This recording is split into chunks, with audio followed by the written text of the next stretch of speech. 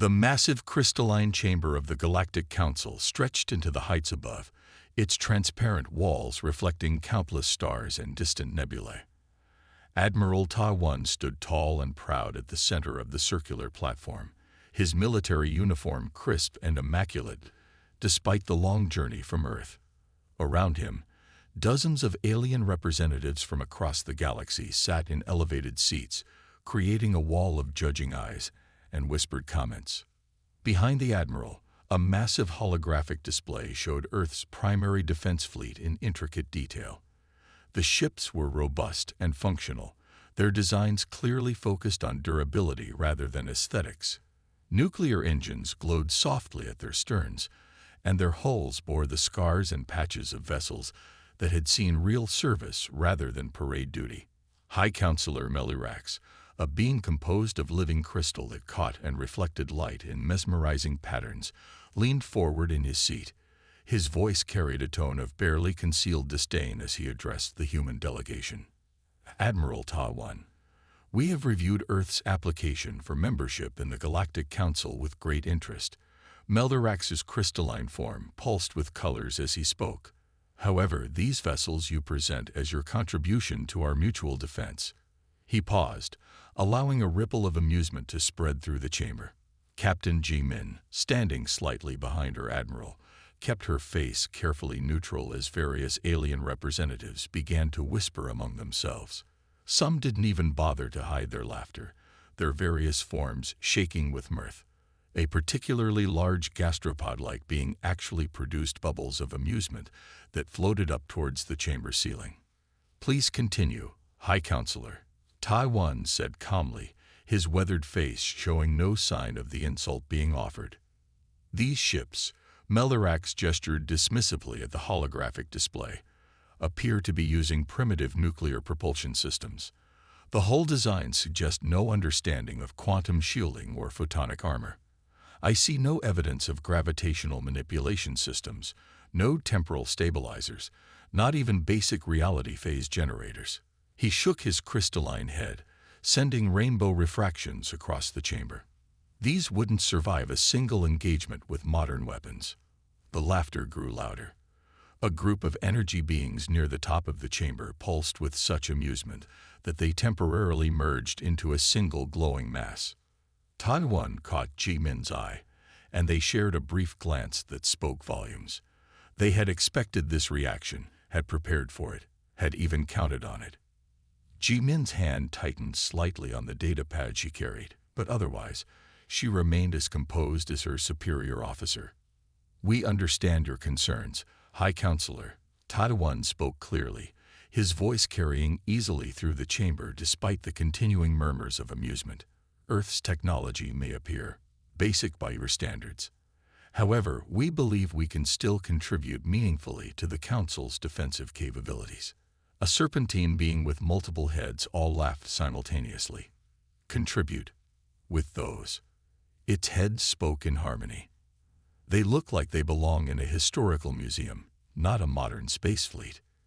Ta-1 allowed himself a small smile, one that didn't quite reach his eyes. Appearances can be deceiving, honored representatives. These ships have successfully defended Earth and our colonies for over 50 years. Yes, Melirax's voice dripped with condescension against other equally primitive species in your sector.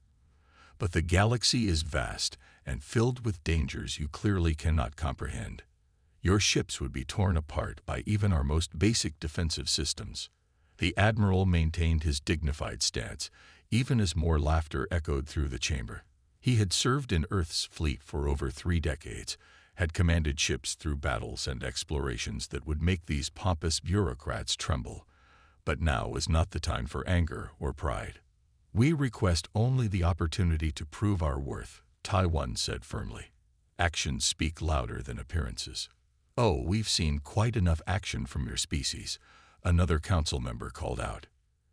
Your quaint little skirmishes with pirates and your limited colonial expansion.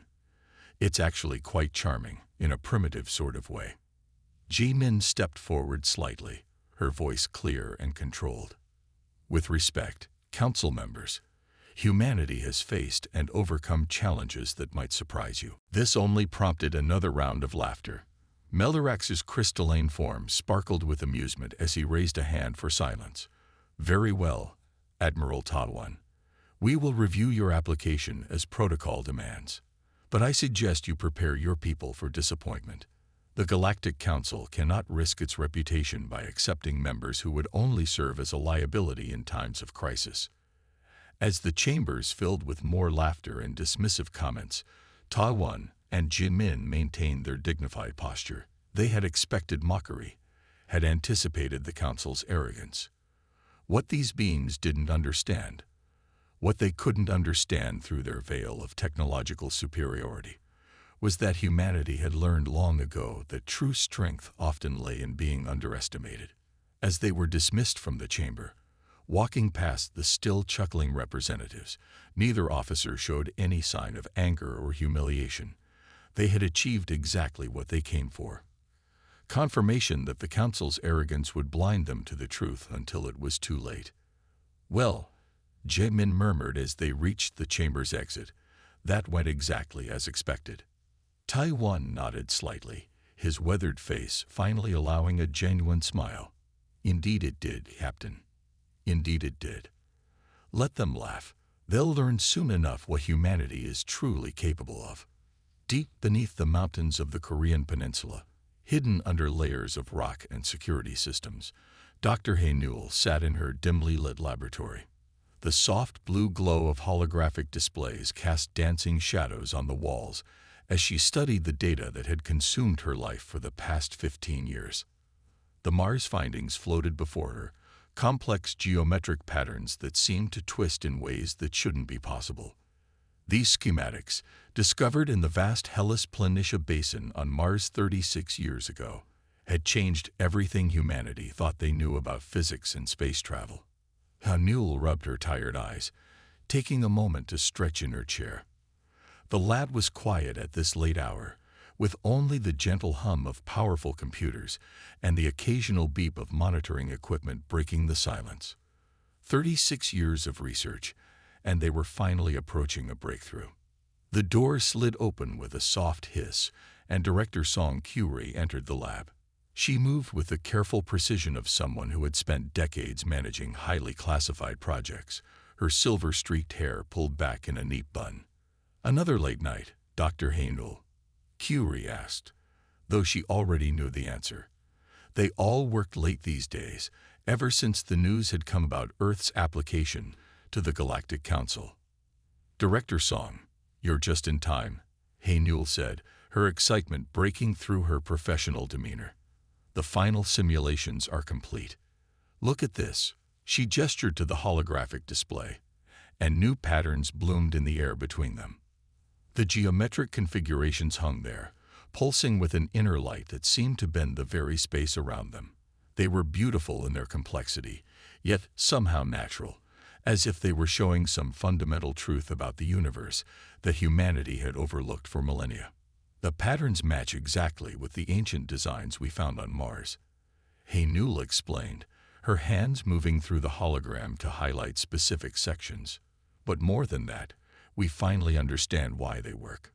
Kyuri stepped closer, her eyes reflecting the shifting patterns. "Show me," she said simply. Hae-Newell touched a control, and the display changed. Now it showed a simulation of one of Earth's current ships, the ones the Galactic Council had laughed at just days ago. As they watched, geometric patterns similar to the Mars schematics began to emerge from what appeared to be standard hull plating. "We've had the technology built into our ships for years," Hae-Newell explained, her voice filled with quiet pride. "Hidden in plain sight, disguised as ordinary structural components. But when activated," she touched another control, and the simulation showed the ship seeming to fold in on itself in impossible ways. "The ancients who built the Mars facility," Hae-Newell continued, "they didn't think about space travel the way the Council races do. They didn't try to tear holes in space or brute force their way through reality. They learned to work with the fabric of space-time itself." Kyuri nodded slowly, watching the simulation run through various configurations, and the Council's scans. Won't detect anything unusual, Hey Newell assured her. The technology only becomes visible when activated, and even then, it operates on principles their sensors aren't designed to detect. They never bothered to look deeper than our surface technology. Their arrogance will be their undoing. The director allowed herself a small smile. How long until we can begin full-scale testing? We're ready now, Hey Newell said, pulling up another set of data. The simulations confirm what we've suspected for years. The geometric patterns don't just allow for faster-than-light travel. They allow for something entirely different, something the council races haven't even imagined.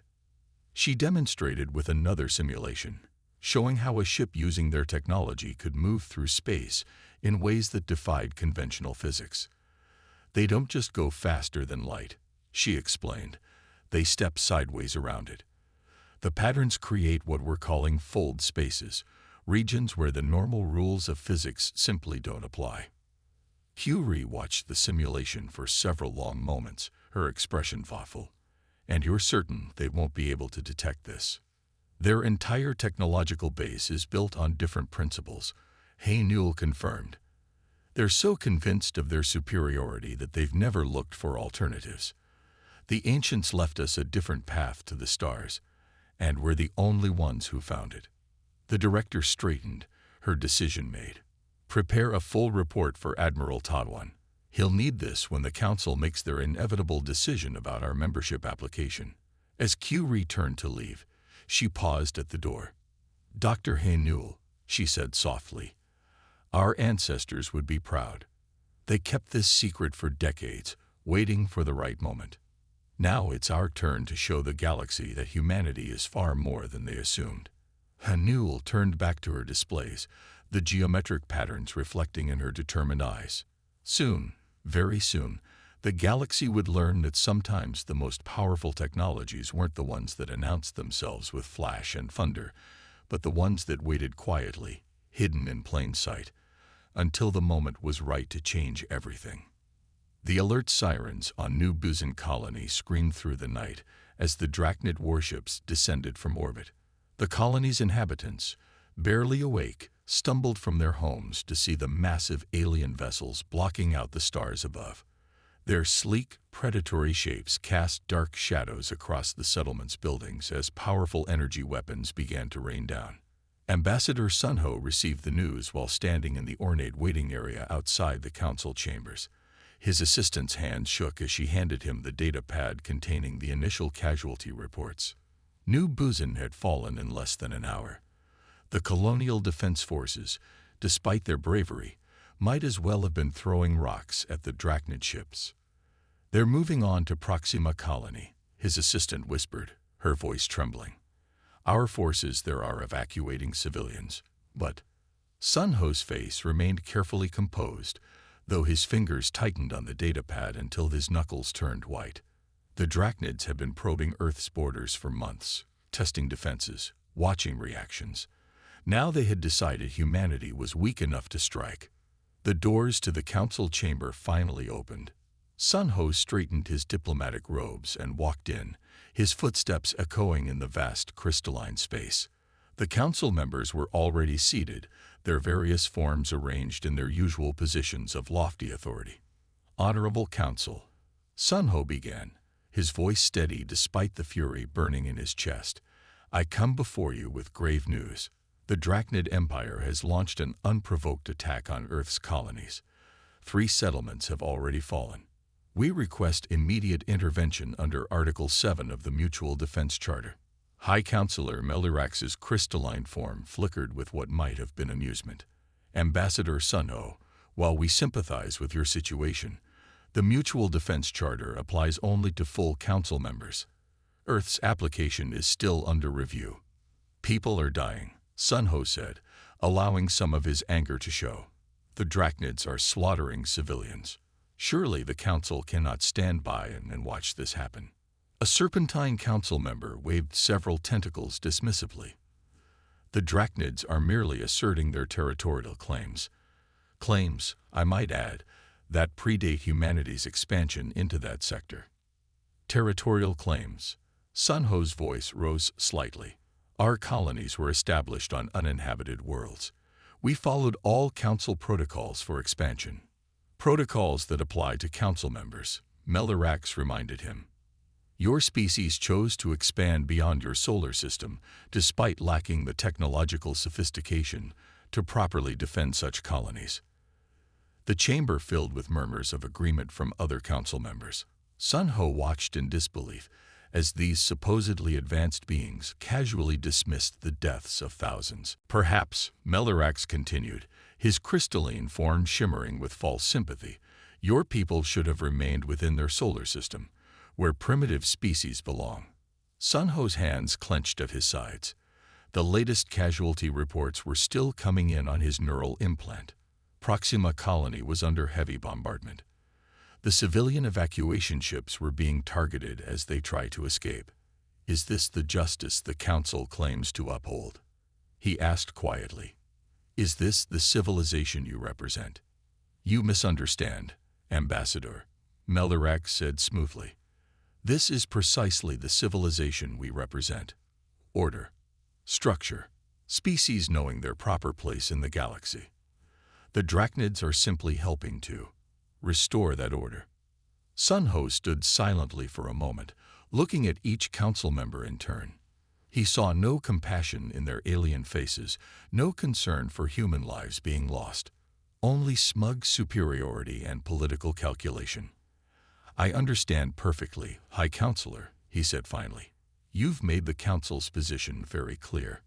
He touched his neural implant, sending a single encoded burst transmission, the signal that would set everything in motion.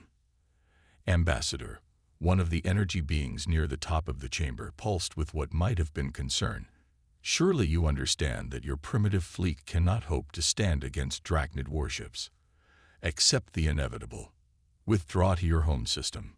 Sun Ho allowed himself a small smile, one that caused several Council members to shift uncomfortably in their seats. No, he said simply. I don't think we will. He turned and walked toward the chamber doors, his back straight and proud. Behind him, the Council erupted in discussions about humanity's foolish pride and inevitable destruction. Just before leaving, Sun Ho paused and looked back at Melirax. High Counselor, you mentioned earlier that we lack technological sophistication. I look forward to continuing that discussion after we deal with the Draknets. The doors closed behind him, leaving the Council to their debates and assumptions. In his pocket, Sun Ho's communicator buzzed with a message from Earth Command. Operation Phoenix authorized. All ships deploying. Time to show them what primitive really means. As he walked through the Council building's elaborate corridors, Sun Ho thought about all the years humanity had waited, building their fleet in secret, hiding their true capabilities. The Draknets had just made a terrible mistake. They had given humanity the perfect reason to reveal everything.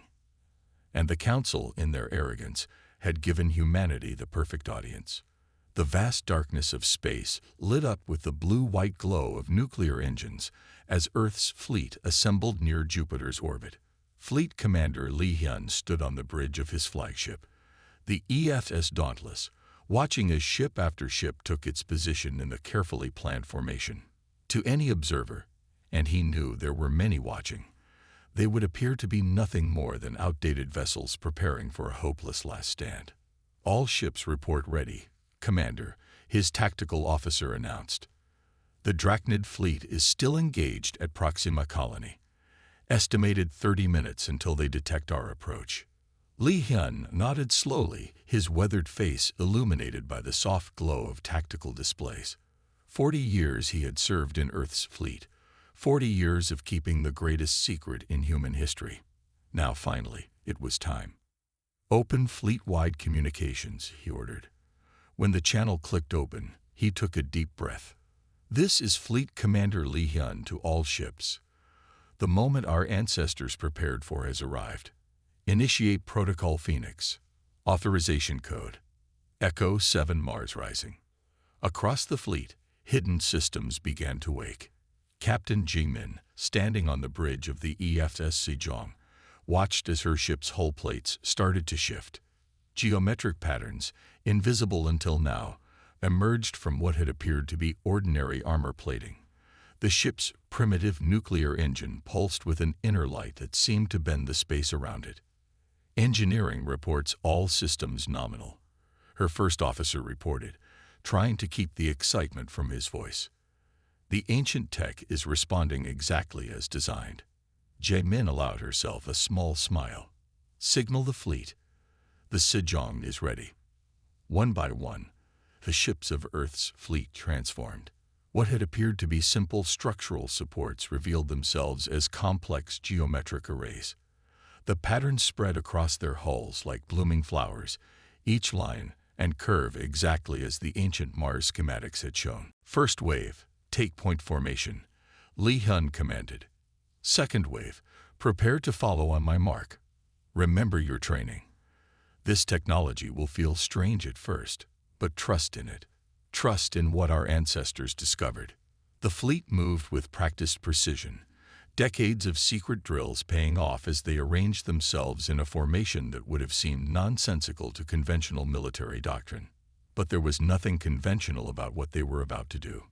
Draknet fleet detected, the tactical officer announced. They've noticed our approach. Their command ships are breaking off from Proxima Colony to meet us. Good, Lee Hyun said quietly. Let them come. Let them see exactly what they've awakened. He touched a control on his command chair, and the ancient technology built into the Dauntless hummed to full life. The bridge crew watched in awe as reality itself seemed to ripple around their ship. All vessels, he broadcast, activate your geometric drives. Show them what humanity has been hiding all these years. Captain Jae-min felt a strange sensation as the Sejong's true nature emerged fully. Space itself seemed to fold around them in ways that defied conventional physics. The stars outside the viewports appeared to shift and dance as the ancient technology warped reality in ways the Council races had never imagined. Enemy fleet approaching, her tactical officer reported. Their weapons are charging. They still think we're using conventional drives. Let them think that for a few more moments, Jae-min replied, watching the tactical display as the Draknet ships moved into attack formation. They were arranging themselves to deal with what they thought was an obsolete human fleet. A fatal mistake. Fleet Commander Lee Hyun waited until the enemy was fully committed to their attack run. All ships on my mark. Initiate full geometric fold. Remember, this isn't like any combat you've trained for before. The ancient ones left us a different path to the stars. Now we show the galaxy why. The Draknet fleet opened fire, their energy weapons reaching out across space toward the human ships. But at Lee Hyun's command, Earth's fleet activated their full capabilities for the first time in history. The geometric patterns on their hulls flared with impossible light. Space twisted and folded around them in ways that made the Draknet targeting systems fail completely. Where their advanced weapons should have struck primitive human ships, they found only empty space. All vessels, execute attack pattern Phoenix, Lee Hyun ordered calmly. Show them what those primitive ships can really do. Earth's fleet moved in ways that should have been impossible, the ancient technology allowing them to step sideways through reality itself. Ships appeared to fold through space, emerging at impossible angles, their weapons finding gaps in Draknet defenses that shouldn't have existed. On the bridge of the Sejong, Captain Jae-min watched as decades of preparation and secrecy finally paid off. For Earth, she whispered, as her ship executed a maneuver that would have broken the laws of physics as the Council understood them. And for all those who thought us primitive, the battle had begun, and the galaxy was about to learn that humanity's obsolete fleet was anything but primitive. The ancient knowledge they had discovered on Mars was about to change everything, just as their ancestors had planned. Space itself shuddered as humanity's fleet unveiled its true nature. The transformation started slowly at first, a subtle shimmer around the ship's hulls, like heat waves rising from hot pavement. Then the geometric patterns emerged, spreading across the vessels like living circuitry, each line and curve pulsing with an inner light that seemed to defy the very nature of reality. From her secure facility deep beneath the Korean peninsula, Dr. Hay Newell monitored the data streaming in from the fleet. Her hands moved swiftly over the control panels as she analyzed the readings from each ship. The ancient technology was performing even better than their simulations had predicted.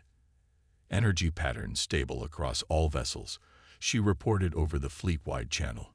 The ancient's gift is active and responding perfectly. All ships are reading nominal. She paused, watching in awe as the readings continued to climb. Admiral, you have full capability. Show them what we can really do. Admiral Ta-1 stood on the bridge of his flagship, watching through the viewscreen as reality bent and folded around his fleet. Where conventional ships, like those of the Council races, had to tear holes in space to achieve faster-than-light travel, humanity's vessels simply stepped sideways through reality itself. Begin Phase 2, he ordered calmly. Let's show the galaxy what they've been mocking all these years. The fleet moved in perfect synchronization, the geometric patterns on their hulls pulsing in harmony. Space rippled and folded around them, creating effects that made even veteran officers blink in surprise. Ships appeared to be in multiple places at once, their forms ghosting and phasing as they manipulated the fabric of reality in ways the Council races had never imagined possible. In the research facility, Dr. Hay Newell's team worked frantically to process the flood of data. The patterns are holding perfectly, her assistant called out. The geometric configurations are actually improving with use. They're learning, adapting to real space conditions. Through the facility's main display, they watched as humanity's fleet demonstrated capabilities that would rewrite the galaxy's understanding of physics. The ancient technology didn't just allow for faster-than-light travel, it allowed for complete manipulation of space-time itself. Energy readings are off the charts, another researcher announced. But the containment fields are holding. The anchoring patterns are doing their job perfectly. Dr. Hay Newell smiled as she watched the data scroll past. Decades of work, of careful study and hidden preparation, were finally paying off. The ancient ruins on Mars hadn't just given them a new form of propulsion. They had given humanity a completely different way of understanding the universe. Back in space, Admiral Ta-1's fleet continued their demonstration. Ships phased in and out of normal space, moving in ways that made conventional tracking systems useless. The geometric patterns on their hulls pulsed with increasing intensity as they pushed the technology further. All ships initiate pattern Omega, Ta-1 commanded.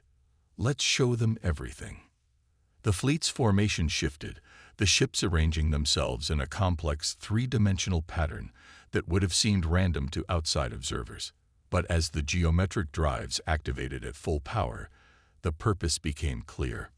Space itself began to fold and ripple on a massive scale. Where individual ships had been phasing and shifting before, now the entire fleet moved as one, manipulating reality in ways that would have seemed impossible hours before. The pattern is stable, Dr. Hay Newell reported, her voice tight with excitement. The geometric fields are harmonizing exactly as the ancient schematics predicted. You have full control, Admiral. Ta-1 watched as his fleet performed maneuvers that defied conventional physics. Ships moved backward and forward through space simultaneously.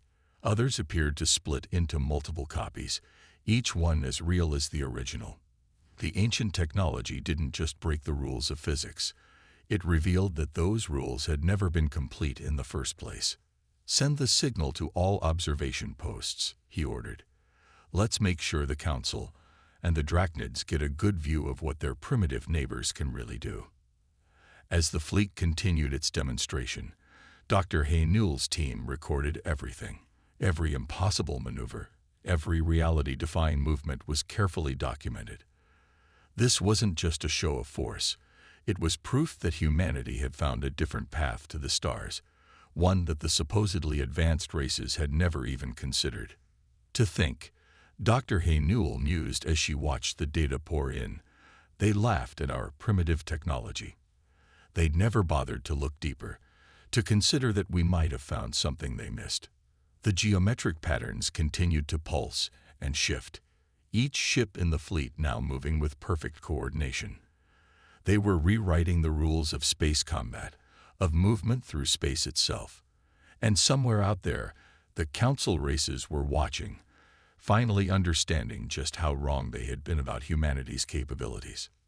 Now they'll understand, Admiral Tai said quietly, watching as his fleet danced through the impossible. Why we never shared our full capabilities. Some secrets are worth keeping, especially from those too arrogant to look beyond their own assumptions. The ancient technology continued to perform flawlessly, each ship moving through space in ways that would force the galaxy to reconsider everything they thought they knew about physics.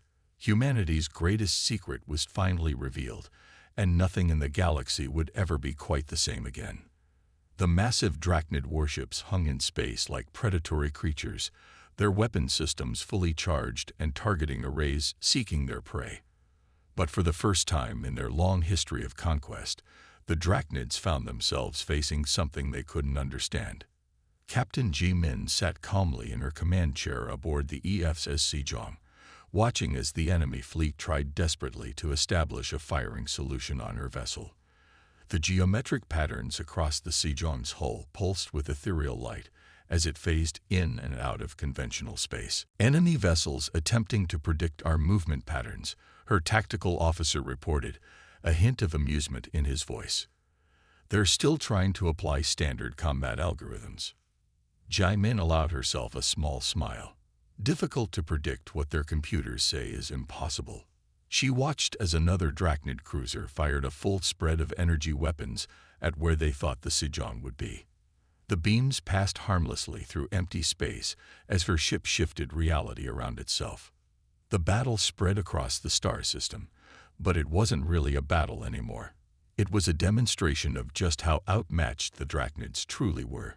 Earth's ships moved in ways that made conventional tactical doctrine useless, appearing and disappearing at will, striking from angles that shouldn't have existed in normal space. Multiple Draknet vessels attempting to retreat, the sensor officer announced. Their engines are at maximum power, but they're still using conventional FTL drives. Let them run, Ji-min ordered. But first, show them why that won't help. She keyed in a series of commands, and the Sejong's geometric drive pulsed with increasing power. Space folded around them in impossible ways as they executed a maneuver that would have broken the laws of physics as the Draknets understood them. The Sejong appeared simultaneously in front of 3 retreating Draknet ships, its weapons already firing. The enemy vessels tried to evade, their hulls blazing with defensive energy fields, but they might as well have been standing still. The Sejong's weapons struck from multiple points in spacetime at once, bypassing shields that had never been designed to handle such attacks. Interesting, Ji-min mused, watching as the enemy vessels tried desperately to track their movements, how quickly the predator becomes prey. Across the battlefield, other Earth ships were demonstrating similar capabilities. The EFS Dauntless phased through a Draknet dreadnought's hull like a ghost, its weapons firing from inside the enemy's shields. The EFS Hawking created multiple temporal copies of itself, each one as real as the original, surrounding a group of enemy cruisers in a sphere of impossible attacks. Enemy fleet is in full retreat, Tactical reported. Their command ships are attempting to coordinate a withdrawal, but they can't maintain formation. Our geometric drives are disrupting their ability to calculate jump vectors. Ji-min nodded, watching as the mighty Draknet fleet broke apart in panic. Ships that had terrorized dozens of species were now fleeing in disarray, their supposedly advanced technology proving useless against humanity's ancient secrets. Signal from Fleet Command. Communications announced. Admiral Tai orders all ships to execute Pattern Sigma. We're to make sure the Draknets understand exactly what they're dealing with. The geometric patterns across the Sejong's hull flared with new intensity as Ji-min input the commands. Around her ship, space itself seemed to writhe and twist as the ancient technology rewrote the rules of reality. The Sejong led a group of Earth vessels in a complex dance through spacetime, their movements creating ripples that the Draknet sensors couldn't even begin to comprehend. Enemy vessels are broadcasting distress signals, Tactical reported. They're requesting mercy. Jaemin leaned forward in her command chair, her expression serious. Open a channel to their flagship. When the connection was established, she spoke clearly and calmly. This is Captain Jaemin of the Earth Fleet ship Sejong. Your attacks on our colonies end now. Surrender your vessels or witness capabilities that will make what you've seen so far look primitive. The response came quickly, too quickly to be anything but panic. The Draknet fleet began powering down their weapons, their mighty ships now drifting helplessly in space as Earth's vessels circled them like wolves around wounded prey. Signal from the Draknet flagship, communications reported. They're requesting terms of surrender. Jaemin allowed herself another small smile. Tell them their surrender will be accepted after they send a full report of this encounter to the Galactic Council. Let's make sure everyone understands exactly what happens when they underestimate Earth. As she watched the once mighty Draknet fleet prepare for surrender, Jaemin thought about all the years humanity had spent preparing for this moment. They had hidden their true capabilities, endured mockery and dismissal, all while knowing that someday the galaxy would understand just how wrong they had been. Send word to Fleet Command, she ordered. The Draknet threat has been neutralized. And inform Dr. Hay Newell that her ancient technology performed perfectly. The Predators learned today that sometimes the most dangerous prey is the one you underestimate. The geometric patterns continued to pulse across the Sejong's hull as the ship maintained its reality-defying position. Around them, the stars seemed to dance and shift, a reminder that humanity had found a different path to power, one that had been waiting on Mars all along, hidden in plain sight until someone humble enough to look deeper had found it. The crystalline chamber of the Galactic Council had never been so quiet. Where once there had been laughter and mockery, now there was only stunned silence. The various alien representatives sat motionless in their elevated seats, all eyes fixed on the holographic display floating in the center of the chamber. Ambassador Sunho stood calmly before them, his diplomatic robes immaculate as always. But there was a different energy about him now, a quiet confidence that made even the most ancient council members shift uncomfortably in their seats. Behind him, Admiral Ta-1 stood at parade rest, his weathered face betraying no emotion. The holographic display showed footage from the battle with the Draknet fleet. Earth's ships moved in ways that defied conventional physics, their geometric patterns glowing as they phased through space and time. The council members watched in silence as vessels they had mocked as primitive demonstrated capabilities that challenged everything they thought they knew about space travel. As you can see, Sunho said into the silence, his voice carrying clearly through the chamber, humanity's technological development took a somewhat different path than yours. High Counselor Melirax's crystalline form had lost much of its usual luster. How? He asked simply, his previous condescension completely gone. How did you achieve this? We discovered something your civilizations overlooked, Sunho explained, his tone remaining calm and professional. The ancients left more than one path to the stars. Your method of FTL travel is but one solution to a complex equation. We found another. The holographic display shifted, showing the Mars ruins where humanity had made their great discovery. The geometric patterns that had seemed so puzzling at first, but had led to a completely different understanding of space-time physics. 36 years ago, Sunho continued, we found these ruins on Mars. Your civilizations had visited Mars before, of course, but you never looked deeper. You saw what you expected to see, the remnants of a primitive civilization. Your certainty in your own superiority blinded you to the truth.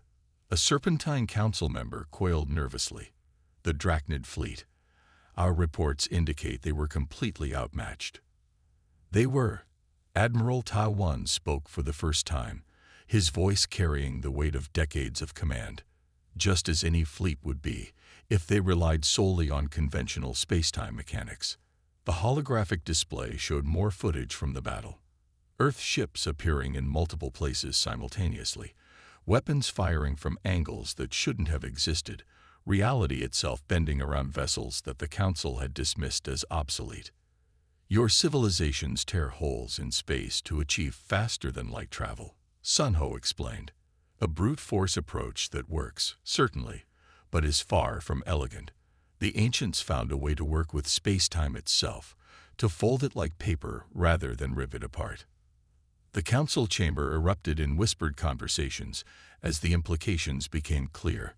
Humanity hadn't just hidden their true capabilities, they had discovered a completely different approach to space travel, one that made conventional defenses useless. Perhaps now, Admiral Ta One stepped forward, his voice cutting through the whispers. We can discuss that mutual defense pact again. As equals this time. High Counselor Melirax's crystalline form shifted, casting dulled rainbow patterns across the chamber. The Council recognizes that we may have been hasty in our previous assessment of Earth's technological capabilities. Indeed, Sun Ho smiled slightly.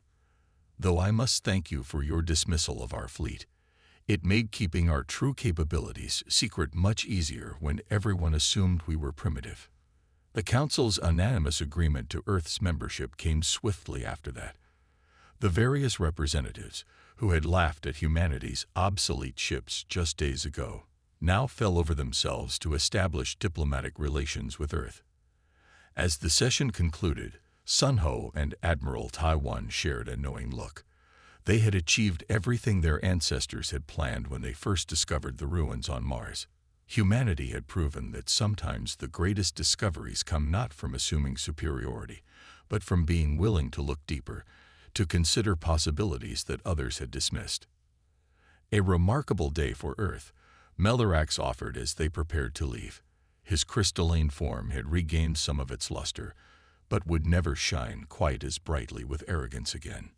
A remarkable day for the galaxy, Sun Ho corrected gently. After all, we've just proven that there's always more to discover if one is humble enough to look beyond the surface. As they left the council chamber, Admiral Ta One allowed himself a small smile. Sometimes, he reflected, the oldest tricks were indeed hidden in plain sight, waiting for someone humble enough to look deeper than the surface. Humanity had found their own path to the stars, and in doing so, had changed the galaxy forever. The geometric patterns on Earth's ships continued to pulse quietly, a reminder that understanding often comes not from assuming superiority, but from being willing to question everything you think you know.